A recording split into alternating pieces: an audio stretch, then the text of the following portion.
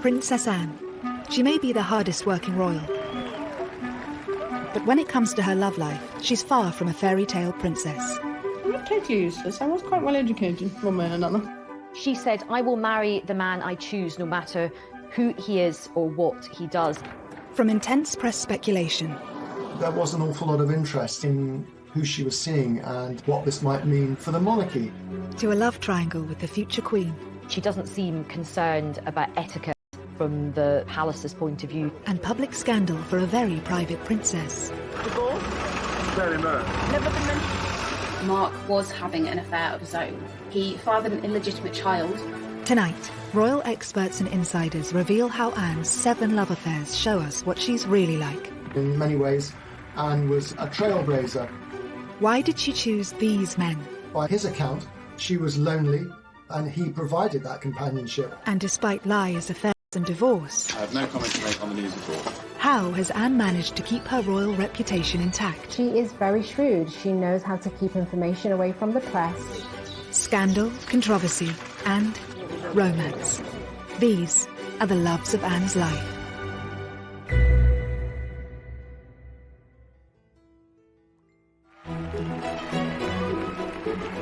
Sir Timothy Lawrence is the man we're used to seeing by Princess Anne's side. Out of all the royals, Princess Anne does seem probably one of the happiest, happily married, very settled, no drama, no impropriety. The marriage spans 28 years, and as this recently revealed cosy, candid photo shows, they're clearly still very happy together. I think a lot of people think that she's always been married to the same person. Anne may be in a stable relationship now, but it's been a long journey to get there. She had a rumoured 7 relationships, each different from the last. Princess Anne's past is, to say the least, colourful. I mean, we know that she had 7 boyfriends.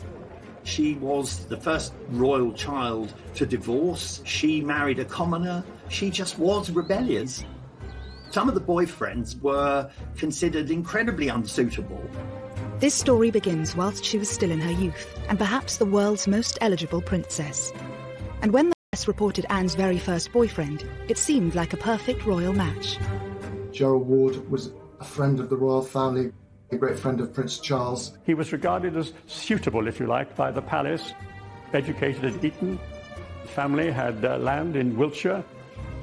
But at 12 years older than 18-year-old Anne, what was it about Gerald that really attracted her to him? He was drawn to a good rider, a good horseman.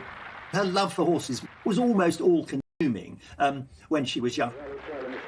Her father said once, if it doesn't fart and eat hay, she's not interested. They were spotted together shortly after Princess Anne finished her A-levels at boarding school. So this really puts her at, the age of 18, really quite young, feeling out these new relationships and kind of figuring out who she was. It's no surprise that her romance with Gerald fizzled out quickly. I think Anne felt she was being sort of pushed, slightly nudged towards this eminently suitable character. And I think she was very young. He was a good bit older. He was too tweedy. It was clear from early on that the young, strong-minded princess wasn't willing to let social expectations dictate her romantic life. Anne was always clear. She said, "I will marry the man I choose, no matter who he is or what he does." If you had not met a man whom you wanted to marry, do you think you would have married out of a sense of duty? No way. She'd led quite a sheltered life, and she needed to explore. She wanted to enjoy life. The romance was over quickly, but their connection didn't end there. Gerald marked the start of an unusual pattern Anne had with most of her ex-partners. Although their relationship did not last, she remained on very good terms with him, as did the rest of the family. Gerald actually ended up being one of Prince Harry's godparents. The fallout from Gerald showed Anne just how desperate the press were for stories about her love life. She was forced to come up with ways to keep her private life private. She resented the fact that the press would be interested in finding out who her boyfriends were. It also led to this sort of rather difficult relationship that she's had with the media over the years. She often came across as rather prickly, short-tempered. Anne noted this struggle in a Parkinson interview, in typical comedic fashion. Do you ever regret what you say to them? I mean, the report that went around the world was you told one photographer to naff off, I think it was. Do you wish to retract your choice of words, or...? No. Well, there was several of them, actually. Telling the press to leave her alone didn't always work. They soon got wind of another love affair. As quickly as Anne had shrugged off Gerald Ward, she picked up boyfriend number 2, who, unlike Gerald, was certainly not a conventional royal escort. The things that Sandy Harper did, the way he behaved, the way he dressed, that it set off alarm bells throughout the establishment, because although he had this background which was vaguely acceptable, he dressed very much like a hippie. He had long hair, he wore, because she'd escaped the sort of tweedy world which was still core to the royal family. After the eminently suitable Gerald Ward, Sandy was a breath of fresh air for the rebellious princess. Not a military man or an aristocrat, but a professional polo player whom she met through her love of horses. They were seen out at the discotheques that were springing up all over London in the late 60s and early 70s. I think one of the most striking things about it is that after an evening out, it was often Princess Anne who drove them home afterwards. She liked men who were fun, and she liked to be amused and entertained, people who were prepared to take a bit of a risk in their private life. The relationship told the world that Anne wasn't prepared to play by the royal rules. She was not a conventional princess, which she wryly admitted herself in the famous Parkinson interview. I didn't really fit somehow the image that the media thought I ought to have. I think, princesses as you come in sort of fairy story, That's what they are, and somehow I didn't fit. Luckily for the stuffier types at the palace, neither Sandy nor Anne saw a future in their wild romance. He was a bit of a self-confessed ladies' man. He did do an interview where he said, I take a lot of girls out and the relationships don't work out. I think probably that was the most exciting time of her life, in a way, but she knew it couldn't last. So she knew it was almost like she was being allowed to play for a while before the serious business of being a grown-up royal had to begin. By age 20, speculation about Anne's love life was rife, and when rumoured boyfriend number 3 hit the headlines, it seemed Anne was open to becoming a grown-up royal. Richard Meade was another extremely accomplished horseman, and in fact one of our most decorated Olympians. His love of horses, that rivalled even hers, seems to have been a huge attraction for Anne. But unlike Sandy before him, Richard also had an understanding of her royal life. Meade was definitely part of that approved social set that it was okay for the royals to mix with, because, they knew his background, they knew his family. He was also quite discreet, which is obviously something that the royals really take quite seriously. And she really wouldn't have been interested in someone that fawned over her and her royal status. But I think for her, the main thing would have been someone that could deal with her no-nonsense attitude. Richard seemed to be the favourite for the princess's hand. I think there was a lot more talk about Richard Meade as a potential husband for Anne than there had been hitherto about anyone else. But Anne's own father had his doubts. Richard Meade, who indeed was a friend of mine, he was unfortunately 12 years older than the princess, age gap between the two, so he was discouraged. Anne was just 20, and Richard may have been just too grown up for the young princess. She seems to have listened to her father, and after less than 2 years, the pair parted ways. She was in no great hurry. Times had changed. She was not under pressure to marry. She didn't have to produce an heir to the throne. It gave her a degree of freedom that her brother never really had to enjoy. And she was determined to enjoy it. And if that meant dating 1, 2, 3, 4, 5 men before she married, then so be it. Richard Meade, he became quite a close friend. They could go on horse events together, and his children became very friendly with Prince William and Prince Harry. So she wasn't spiteful, she wasn't bitter. Next, Anne's most risky romance has been under wraps for years, involving a complicated love quadrangle. He would have been a complete no-no for the royal family.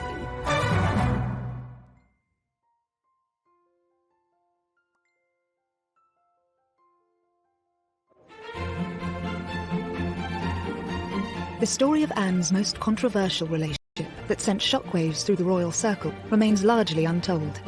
By age 20, Anne had met rumoured boyfriend number 4. Andrew Parker Bowles, I think, was a serious contender, a very distinguished army officer as well, and a very great favourite of the Queen. And his relationship with the royal family goes back so far, he was actually in the procession at the Queen's coronation. I think she was very intrigued by him. He was a very suave, sophisticated figure, much more experienced in the ways of the world than the men she'd hitherto been dating. But there was one slight problem. Anne wasn't the only woman Andrew was seducing. The name is familiar, of course, because he was dating a young woman called Camilla Shand, who became Camilla Parker Bowles and is now, of course, the wife of the Prince of Wales. But he was also seeing a lot of other women in his spare time. It was thought that when he cheated on Camilla with Princess Anne, that Camilla decided to get a bit of revenge, and that was when she actually started up her own relationship with Prince Charles. Thus began Anne's best-kept secret, a rumoured royal quadrangle involving the Queen's 2 eldest children. The relationship shows that for the determined, forthright Anne, there was to be no settling in her pursuit of happiness, even for the sake of appearances.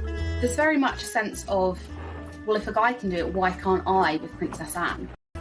She saw in Andrew Parker Bowles someone who was slightly dangerous, if you like, but also great fun. And I think it showed there was an element of that life, and to see where that might lead her. This risky romance did not sit well with the palace, and perhaps, as with previous lovers, this was also part of the appeal. So I think even at this very early stage in Anne's life, we can really see her strong character coming through. She doesn't seem concerned about etiquette. From the palace's point of view, she's quite interested in men who are a bit different, who have got a little bit of a reputation. He would have been a complete no-no for the royal family. Apart from the promiscuity, the big issue with Andrew Parker Bowles was that he was a Catholic. This is one detail that Anne would have to consider. For the pair to marry, Anne would likely have to withdraw from the line of succession. Princess Anne was never going to try and break that particular rule, but that worked in her favour in a sense, because she wanted to have fun without the pressure to turn that fun into a sort of formal relationship or even marriage. As scandalous as the relationship may have been, once again, the notoriously private princess miraculously kept it under wraps from the public. When she and Charles would go to breakfast, they would voraciously scan the paper for any of the little tidbits that the papers had published about them. They wanted to know what they'd figured out. You know, had that relationship been kept secret? I think this revelation really has come about because of the Netflix show, The Crown. And I think a lot of people were quite shocked. I think a lot of people had to check on Google if this was actually true. How do you know all this? Because I was briefly caught up in it myself. Wait a minute. When? Then, in the past, it doesn't matter. It was all very straightforward. He got what he wanted, which was to make Camilla jealous. I got what I wanted, which was a bit of fun. Fun? Yes, sorry, Mummy, it was. The private conversations can still only be imagined, but the story of this extraordinary relationship was a revelation to most. She really was besotted with Andrew Parker Bowles. I think after a couple of years of Anne really chasing him, she realised that, you know, he was only really going to make her unhappy. The press were getting more interested, and of course the long shadow cast by his Catholicism and his promiscuity. It's understood when Andrew was posted to Germany, it firmly put an end to things. But despite their complicated past, Anne has kept this ex especially close. Andrew is a godfather to Zara. He's remained a firm friend of Princess Anne's for the best part of 50 years. So no, I don't think there was any ill will on Anne's part towards his marriage for Camilla. After the dangerous liaison with Andrew, Anne once again sought out a quieter, less colourful partner, and again she chose one. He was a member of the Queen's Dragoons. Of course, you know, another dashing cavalryman. It's easy to see what Anne saw in him. Another gold medal winning equestrian, a military man whose father worked for the royals, and no controversial reputation. Maybe she was looking for somebody who just made her feel safe and secure, reassured, a calm relationship where she knew that the gentleman was really into her her, because actually Andrew, having been quite the ladies' man, maybe didn't give her that stability. After the other difficult relationship she'd had, he must have seemed a godsend. They quickly hit it off, and then they were both at the 1972 Olympics. That's where the relationship really blossomed. Mark was different to Anne's previous boyfriends. He was a quiet character. Because we know she was very much like her father, who is quite a controlling character, Mark must have seemed a big improvement on people like Gerald Ward. The relationship would have been the man in the driving seat. With Mark, it was different. He was quite shy. Royal biographer Brian Hoey has first-hand experience having met and interviewed Mark and Anne. The princess took control of the interview, and I've known him ever since, and he's a pretty good guy, and you get him talking privately, and he is very, very articulate, but he's not brilliant if you get him, speaking publicly in television. When you were a teenager, did you have any idea of the sort of girl that you would like to marry? No, no, I didn't. I wasn't very clever with girls, I don't think, when I was a teenager. I definitely was a bit not very good. Not very successful, should we say. After the princess's previous boyfriends, who enjoyed the limelight and matched her strength, Mark seemed happy for Anne to take the lead. His background was very different to her. He was a commoner, he was the son of a sausage maker. He didn't really have the airs and graces of somebody who had grown up around royal circles, that confidence. Anne appeared to welcome this break from her usual aristocratic type. The new romance was quickly blossoming and, of course, instantly captured the attention of the world's media. Princess Anne was terrified. I don't think that's putting it too strongly, that her relationship with Mark Phillips would be discovered, would be exposed, would be written about in detail. And I think the reason for that was that she knew that he was the one. To avoid being discovered, she even admitted to hiding in Mark's horsebox with her typically dry humour. It was an enjoyable experience being in a horse box, no? Well, I've been a much better driver of horses than ever since. You have? That's a consideration. She was always quite happy to lie. It's strange keeping it secret and indeed keeping it away from people like ourselves. But I think it has, yes, it became rather restrained in the end. But the press finally got their story. The long months of rumour, speculation and denial were over. The Easter engagement was now public knowledge. Mark Phillips was the man who had finally tied down the Queen's only daughter. The royal family were thrilled at the engagement, so much so that the Queen Mother said that they were the perfect couple. 6 months later, on the 14th of November 1973, Anne became the first of Queen Elizabeth's 4 children to wed. The moment we've all been waiting for, and how lovely she looks. It was a spectacular at Westminster Abbey. These pre-internet days, still something like 500 million people plus watched the wedding. So inevitably it started off with enormous enthusiasm. They faced this great aisle in the congregation. All eyes were upon this couple. Both Anne and Mark were hugely private, but they instantly became one of the world's most famous couples. He was beginning a public life which he hadn't really countenanced for himself. But he sort of reconciled himself to the fact that he was marrying a woman he loved and he would just have to make the best of it. Such was their desire for privacy and normality. When Mark was offered an earldom from the Queen, he turned it down, as the newlyweds wanted their children to be freed from royal constraints. Early married life appeared idyllic from the outside. The Queen, as a wedding present, had given Anne Gatcombe Park, this magnificent house in Gloucestershire. I saw quite a lot of Anne and Mark during their early days of marriage. I thought they were perfectly suited. Apart from being a loving couple, they were good friends.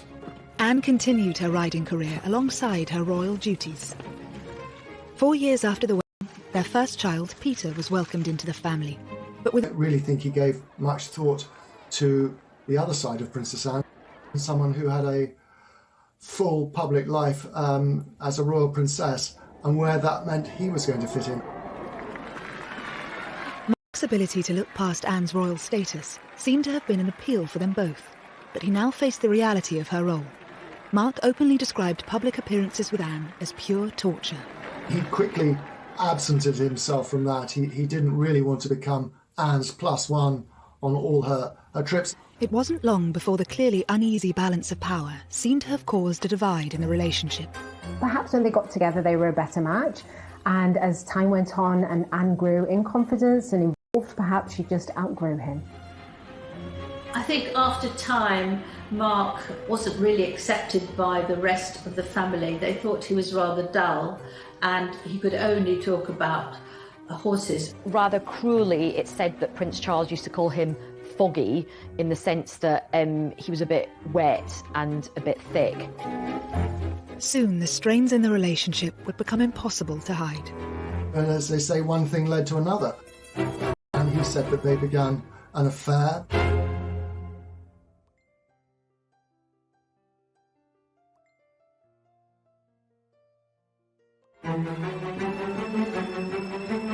If the first few years of Princess Anne and Mark Phillips' marriage had shown cracks, 6 years in, a chasm was appearing. As Mark diverged from his main equestrian career into creating his own business, making horses and jumps, and Anne, of course, was committed to her royal schedule and diary, it seemed very much that they spent a lot of time apart. It was also beginning to be noted that Anne seemed to have grown very close to one of her bodyguards. 32-year-old Royal Protection Officer Peter Cross was a married father of 2 from Sheffield. His background, plain, northern, brought up in South Yorkshire, completely different from that of the princess, but I don't think that mattered that much. A strong action man, Cross was very unlike Mark Phillips, with whom Anne appeared to be growing tired. He was amenable, he wasn't a dominating kind of character. And what she was really looking for, she found in Peter Cross, who would have seemed exotic to her with his background. By his account, she was lonely. Phillips was, they say, one thing led to another.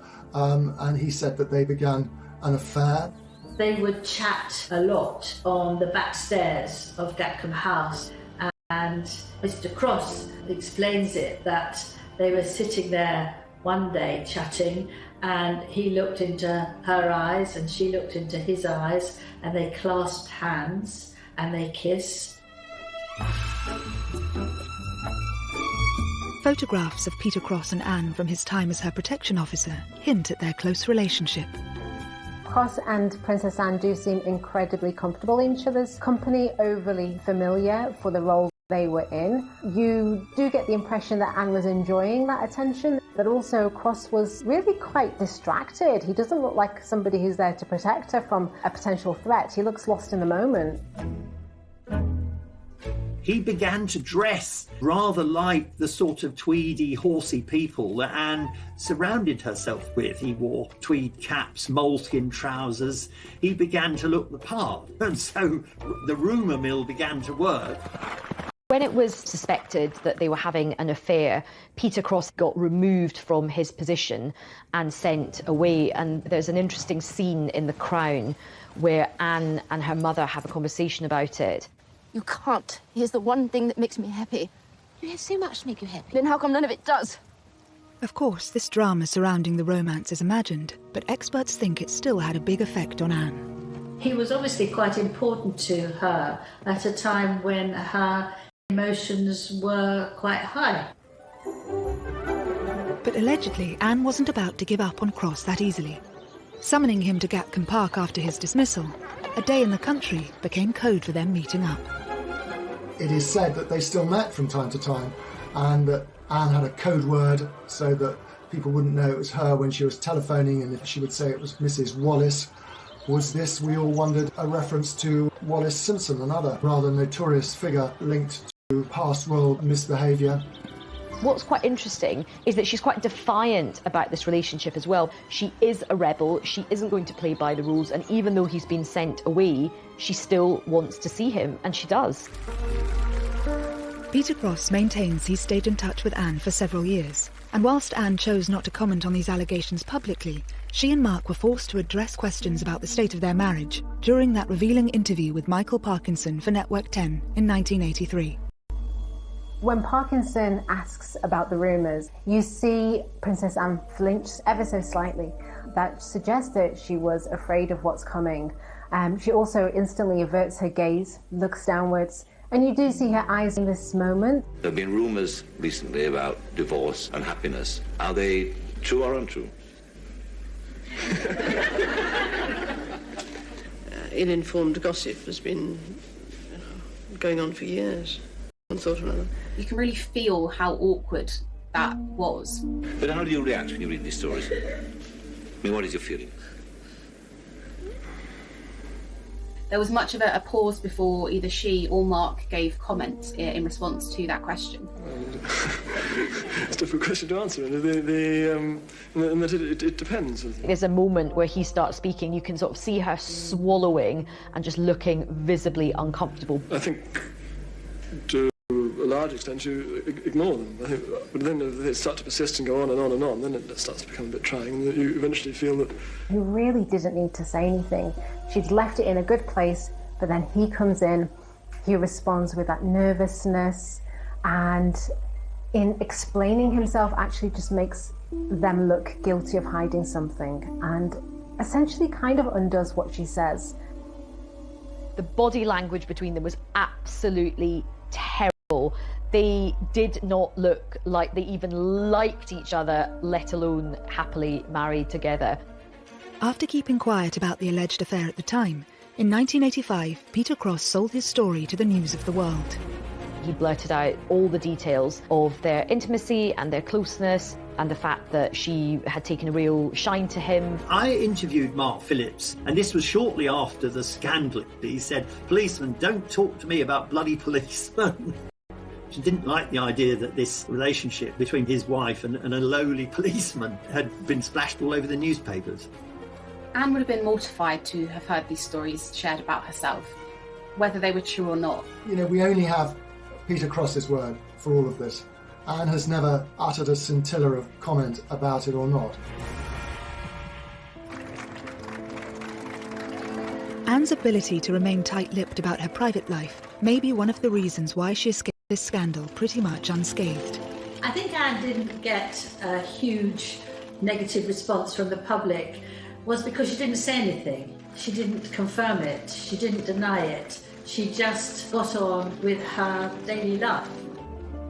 She just didn't feel the need to actually address it because it was her private life that the public were not entitled to know about. I think the public's view was that this is just scandalous muckraking, and they were prepared to give the benefit of the doubt. Another reason Anne's reputation remained largely intact following these revelations was with Lady Diana. Once Diana arrived, Princess Anne was out of the picture. Here is this young, glamorous, shy, extraordinary young woman who we imagined was going to marry the heir to the throne after a very long time. It probably quite suited Anne in many ways that there was somebody to sort of deflect attention away from her.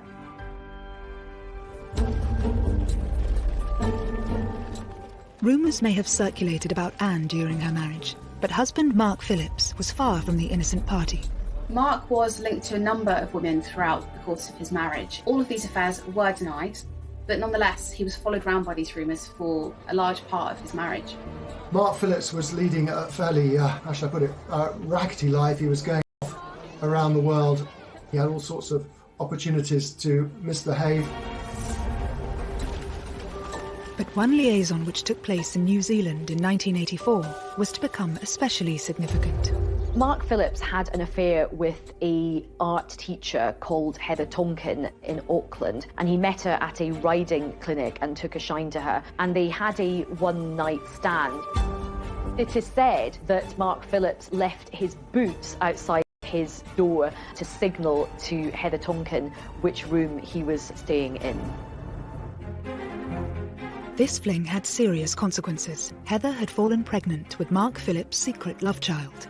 He tried to persuade her to have an abortion, which she wouldn't have, and then he denied that he was the daughter's father. It really was a huge potential scandal that the princess's husband had got this child on the other side of the world. But it would be another 7 years before this news broke. The Daily Express revealed home footage of Heather with their daughter appearing a world away from her royal relatives. First, a 1989 theft exposing another secret would push the marriage even closer to breaking point.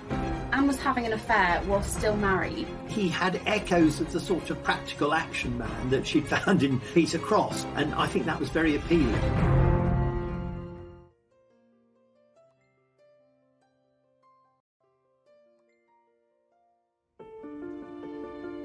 By 1989, Princess Anne's 16-year marriage to Captain Mark Phillips had been dogged by rumours of numerous infidelities on both sides, and the couple were now rarely seen in public together. Although still married, they were leading completely separate lives by then. Now a theft at Windsor Castle was about to spell the end of the marriage once and for all. But it would also allow Anne to finally settle with a man who'd make her truly happy. In 1989, a set of letters were actually handed to the Sun newspaper. Actually, wouldn't publish their contents. Instead, they passed the letters on to Scotland Yard, and an investigation was launched to figure out exactly how these letters had been taken. The Sun might not have published the letters, but they still got their story. Although the Sun newspaper hadn't published the content of the letters, it was known that they were affectionate. They used terms like darling, so it would have set tongues wagging that there was potentially something going on. With the rumour mill swirling, in a surprise move a week later, it was the palace who named the author of these letters. This is the man now known to have written the stolen letters to the Princess Royal, Commander Timothy Lawrence, equerry to the Queen. They issued a statement, but they denied that there was any inappropriate relationship. They were trying to suggest it was entirely innocent, but the Queen's daughter and the Queen's equerry, as a rule, don't tend to exchange letters. 34-year-old Tim Lawrence had joined the royal household from the Navy in 1986. At the seventh attempt, Anne had chosen a man who could be strong, but also knew how to allow a princess her space. His job as equerry was to accompany the Queen on her official engagements, and on unofficial engagements to sort of make himself useful in the background. I mean, one of his great skills apparently is mixing a very good martini. And what's interesting is that he got this role coming from, quite a humble background. Here's a man who was born in Camberwell, didn't go to one of the great public schools, wasn't linked to the royal family at all, and certainly wasn't part of the horsey world. Tim really couldn't care less about horses, which of course was something that we've seen in many of Princess Anne's relationships, that they were all equestrians.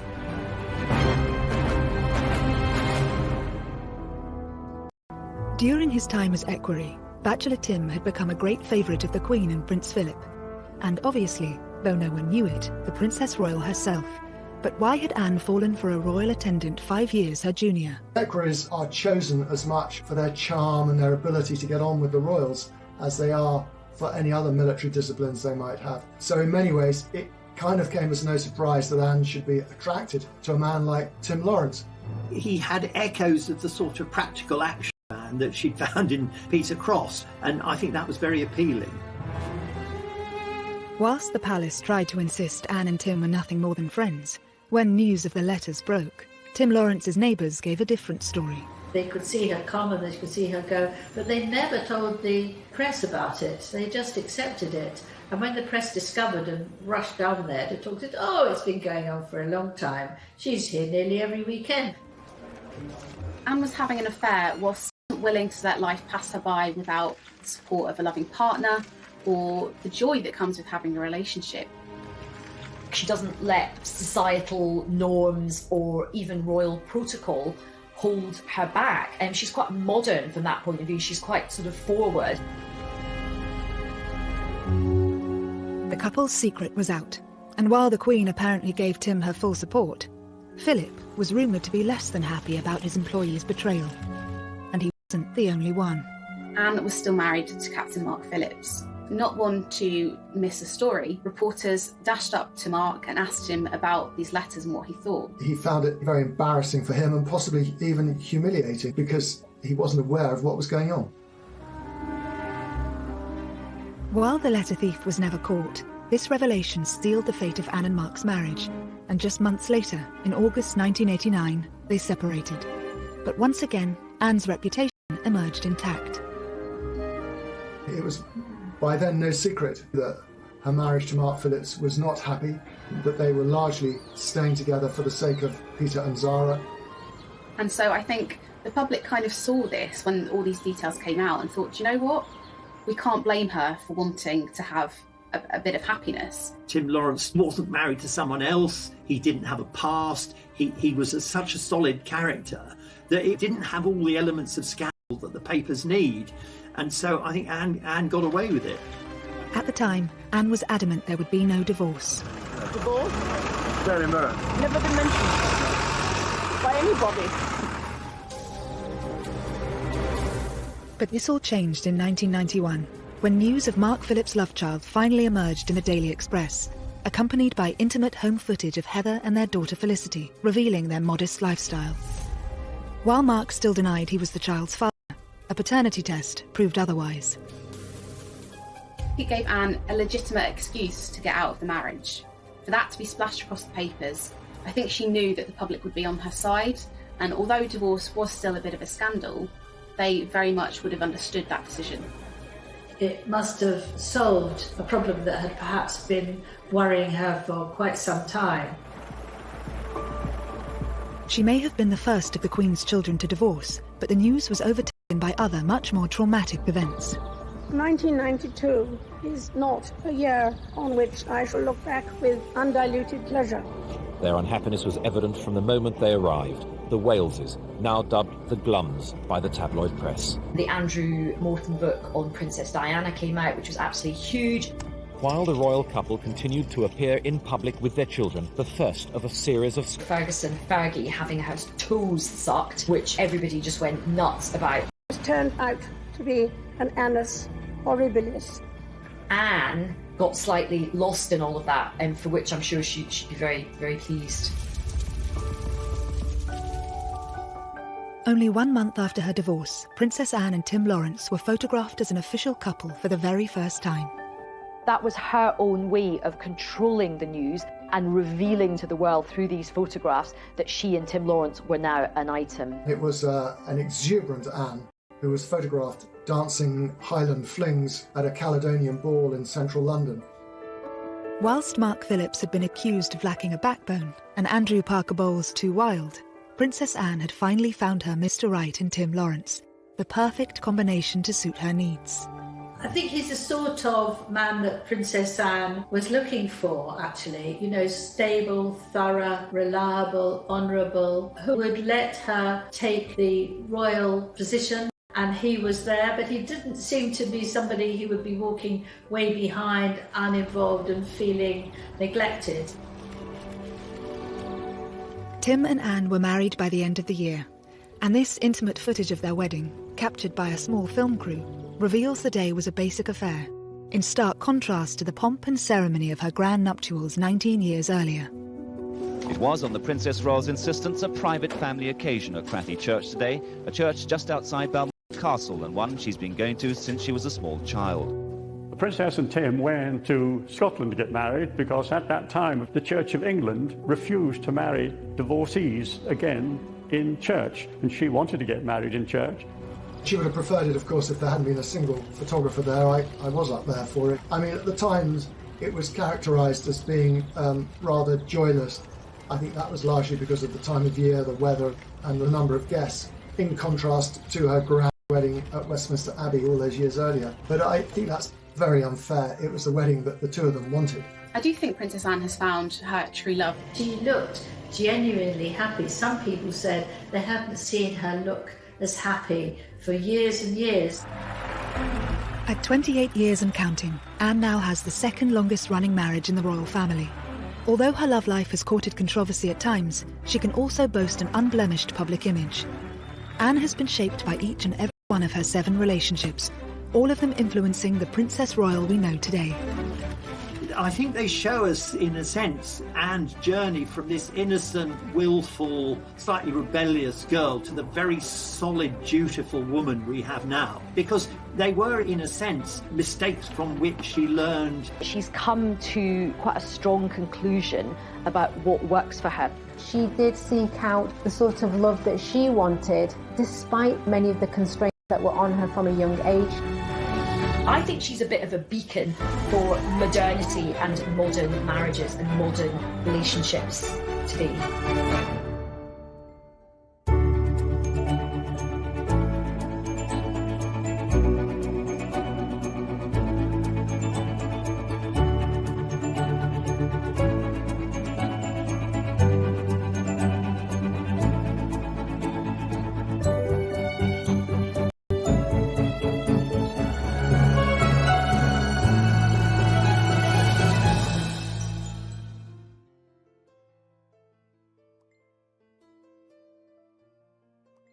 Seems to have been a huge attraction for Anne. But unlike Sandy before him, Richard also had an understanding of her royal life. Mead was definitely part of that approved social set that it was okay for the royals to mix with because, they knew his background, they knew his family. He was also quite discreet, which is obviously something that the royals really take quite seriously. And she really wouldn't have been interested in someone that fawned over her and her royal status. But I think for her, the main thing would have been someone that could deal with her no-nonsense attitude. Richard seemed to be the favourite for the princess's hand. I think there was a lot more talk about Richard Mead as a potential husband for Anne than there had been hitherto about anyone else. But Anne's own father had his doubts. Richard Mead, who indeed was a friend of mine, he was unfortunately 12 years older than the princess, age gap between the two, so he was discouraged. Anne was just 20, and Richard may have been just too grown up for the young princess. She seems to have listened to her father, and after less than 2 years, the pair parted ways. She was in no great hurry. Times had changed. She was not under pressure to marry. She didn't have to produce an heir to the throne. It gave her a degree of freedom that her brother never really had to enjoy. And she was determined to enjoy it. And if that meant dating 1, 2, 3, 4, 5 men before she married, then so be it. Richard Mead, he became quite a close friend.